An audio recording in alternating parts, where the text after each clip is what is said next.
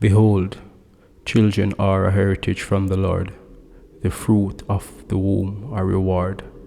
Like arrows in the hand of a warrior are the children of one's youth.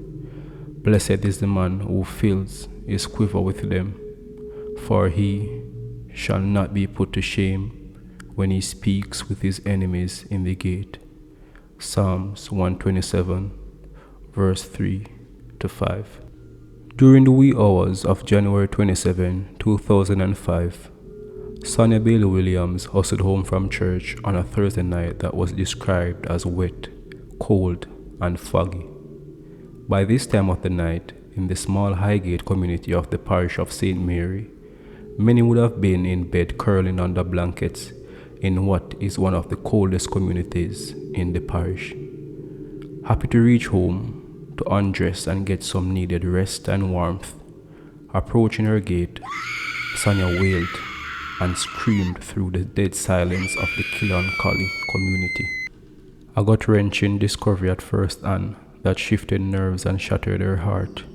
Her sister Sylvia Bailey rushed out in damp grass and soil after hearing the cries. But when she had reached, there was something behind the makeshift entrance gate that was preventing it from pushing open. That obstruction was the body of 13-year-old Suan Gordon, the eldest daughter of Sonia's. After the alarm, scores of community members would reach the dark and gloomy yard weeping and mourning. It was an emotional damage that left a large void in the community up to this day. But among those weeping, standing in the midst, was the killer, disguised as a relative with the same blood inside, but waters flowing outside from their eyes. Nobody was able to tell that within the group, the bloody hands that struck, killing 3 that night, were even closer than they would have imagined. But before we continue this thrilling story, welcome to Tell the Tales, where we resurrect dying stories across the world. Please, if you're a fan of these types of contents, please leave a like and let the like button discover that you are its true relative. You will need to sink your headphones deep for this one. Let's continue. On the Thursday night, while it was raining, there gathered a group of men in a pub located in Kilancholly, St. Mary. They were watching a game of cricket between West Indies and Pakistan. Unlike any other male gathering enjoying the broadcasting of a sport, especially in those days when West Indies were out in full swing representing the region, the men were cheering on the team. Some were drinking and smoking, just a usual night at a popular spot in the quiet community. But one man from the group had walked out on the wet night, heading home. That man was Jeffrey Perry, also called Greg. Though there was no photo of this man ever shown, Perry was about 30 years old at the time. He was a security guard. He was short in stature, always neatly attired, and had an innocent look. He was a reader of all types of books, something he really enjoyed. He watched sports and was a lover of horror movies. A little antisocial, although Perry was said to have an affinity for youngsters, especially younger females. He was often seen taking sip of something in a cup, but these cordial descriptions would be swept away by the heavy showers as Perry left that pub the night. Sonia and her 4 children shared a small board house together. She had 2 sons. The oldest was Dwayne Davidson at age 15 and a baby boy who was 2 years old. Her oldest daughter was 13-year-old Suan Gordon, and her next daughter was Shadice Williams, who was 4 years old. Sonia was described as a God-fearing lady who wanted her children to live and achieve their full potential just like any other mother would. She would even take them to church at night sometimes, but on the night she left them at home. Sylvia, Sonia's sister, was living close by as well, and Jeffrey Perry, Sonia's cousin, was not living too far in the community either.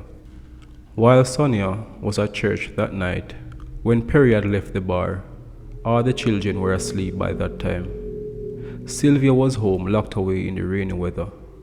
It was not mentioned if she was still up or sleeping. However, it is expected that the community on a whole would have closed doors except for the major gatherings such as bars and churches that usually rest late. Perry proceeded straight to his cousin's, Sonia's, home. This is the part where only the law and God himself could determine. Perry had a knife. However, no one knew if Perry had the weapon on him all night or he had stopped at his house and picked it up before heading to Sonia's. Perry was now in the yard, standing next to the glass wooden framed window of the house. Remember, it was raining all night, and this is a community where fog sets in quickly once the atmospheric temperature falls, so it was freezing cold. The security by profession then took his shirt off, took his pants off, and was now stripped to his underpants and socks. Perry then slowly cracked the window open and slipped his half-naked body through as quietly as possible. He then started to hack the sleeping children right away. He started to stab Dwayne and the youngest sister Shadis. But through the shuffling and screaming, the oldest sister Suan was awakened. Suan looked up at Perry holding the knife and begged, "Please don't kill me. Let me go, please. Please don't kill me." But Suan's plea fell on deaf ears and bounced from Perry's hard heart. He started to attack Suan with the knife, and she tried to make a narrow escape by pulling the front door, but was too weakened and too slow by the initial knife wounds. She fell on the wet yard, dragging herself to the gate. Suan died running. However, somehow, by the saving grace, he managed to leave the baby boy alive.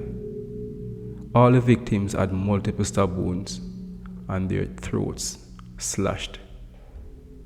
Perry, with bloody hands, would now retrieve his garments, leave the yard, and bury the knife used in the family massacre, clean up and go back to his house. But Perry did not go to sleep. He was just laying low for the alarm bell to start ringing. Perry had the perfect plan after the slaughter, and he was just waiting on the right moment to put on the show.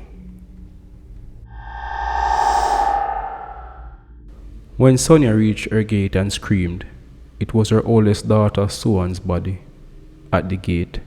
That's when her sister Sylvia rushed out and realized that the body of her niece was obstructing the gate from opening.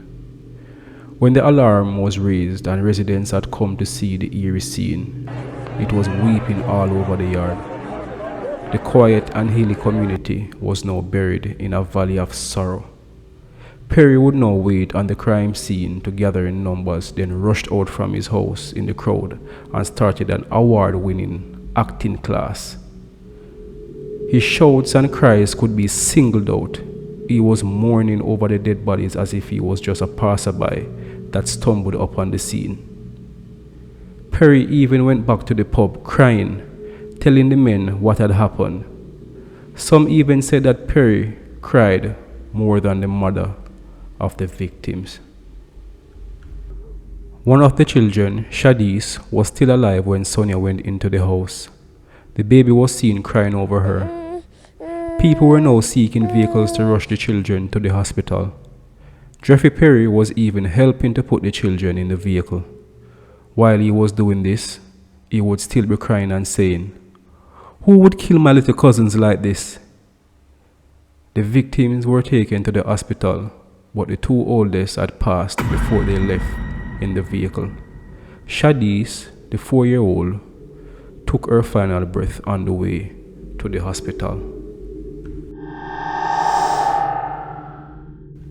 Some time had passed and the quiet community was now marked by the gruesome act.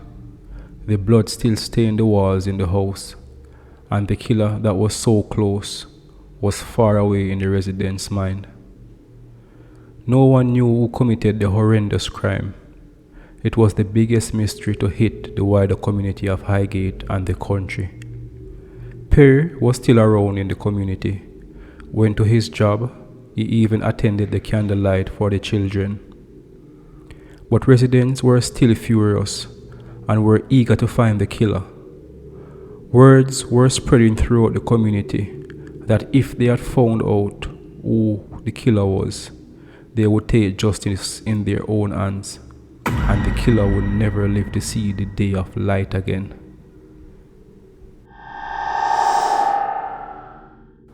Now, Highgate is known for their court of public opinions, and once the residents are satisfied with valid reasons to act, they will definitely act. They have a history of using machetes to take down any intruders or wrongdoers in the community.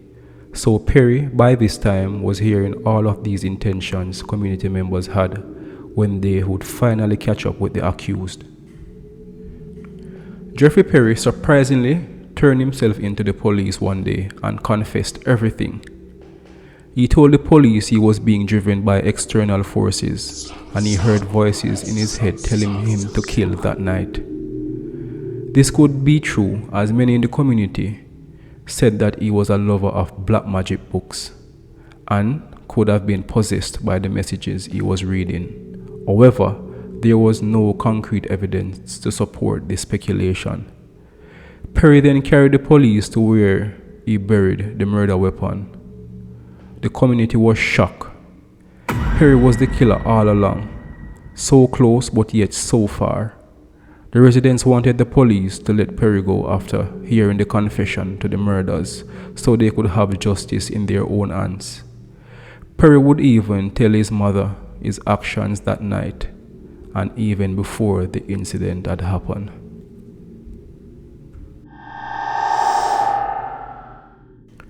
But let us try and break down Jeffrey Perry's action through this ordeal.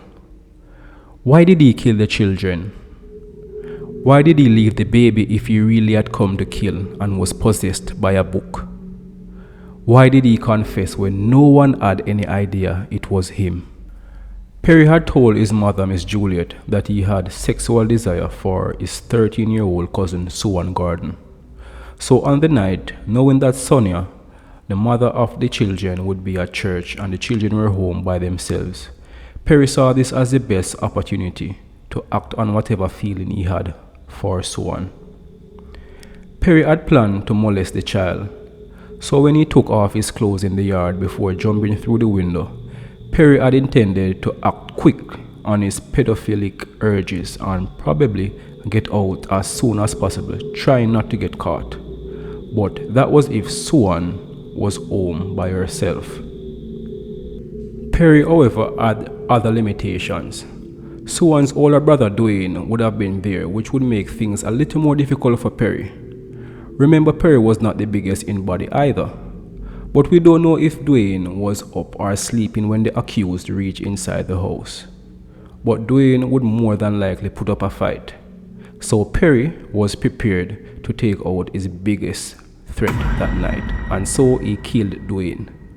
At this point, however, the others would more than likely be awakened, and because his target was Suan, he would then attack Shadis, the 4-year-old. Less eyes, less witness, basically. Suan would have seen him clearly by this time, and Perry knew. That's when she was begging for her life and started to run. But it got too bloody for Perry already, and it is likely that things didn't work out as smoothly as he had planned. And so he attacked Suan, leaving her in the yard to die. Perry would have left the 2-year-old because he could not talk. Maybe he was feeling guilty within himself as well, and to feel a little better about the hideous crime, he would save the baby. But if Perry really had come to kill the family, he would have killed everyone that night. But here is where the story gets even more worrying. It was not the first time that Perry had killed or molested someone. Perry had committed a murder years before the Kilancholly triple, but he was freed from charges because of insufficient evidence linking him to the crime. It was said that Perry's own family disputed that killing, but this time it would come back to bite. No one knew the real reason why Perry confessed. Was he haunted by the crime knowing he killed his own blood? Did he just feel guilty within himself and saw it reasonable to do his time for his actions? Or did Perry just get terrified by the idea of getting killed by an angry mob in the community after hearing the plans residents had when they caught the killer? After multiple psychiatric evaluations after being arrested, Jeffrey Perry was found guilty of the 2005 murders of the 3 children in Kilancholly, St. Mary. A 12-member jury delivered their verdict in the Home Circuit Court in late 2008, which took a mere 50 minutes to pronounce him guilty. He would become the first person to be sentenced to hang since both houses of Parliament in 2008 agreed to retain the death penalty.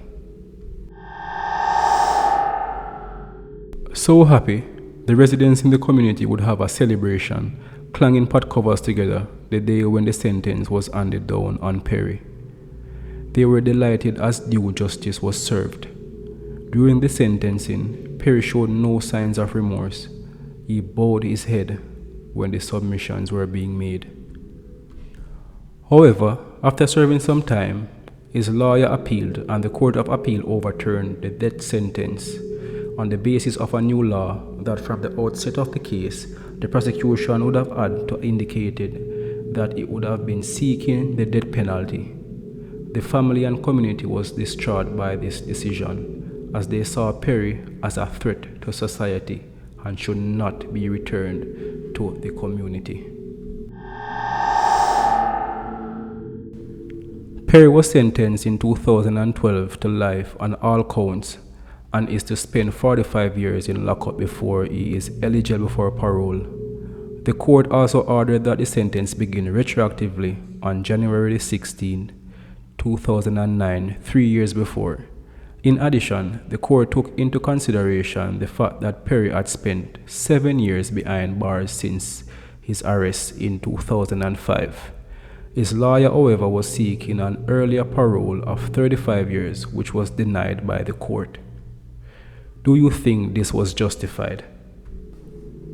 Sonia and her baby had relocated immediately after the incident to another parish, as she could not deal with the tragic memories of the blood-stained walls around her. The house was now occupied by another person. The children were buried just meters behind their aunt Sylvia. Sylvia stated that she did not want to relocate like her sister, as she wanted to feel connected to her nieces and nephew and did not want them to feel abandoned. She even goes by their graves sometime and talk, and she ensures that the graves are kept clean all the time. Shadis was buried between Suan and Dwayne.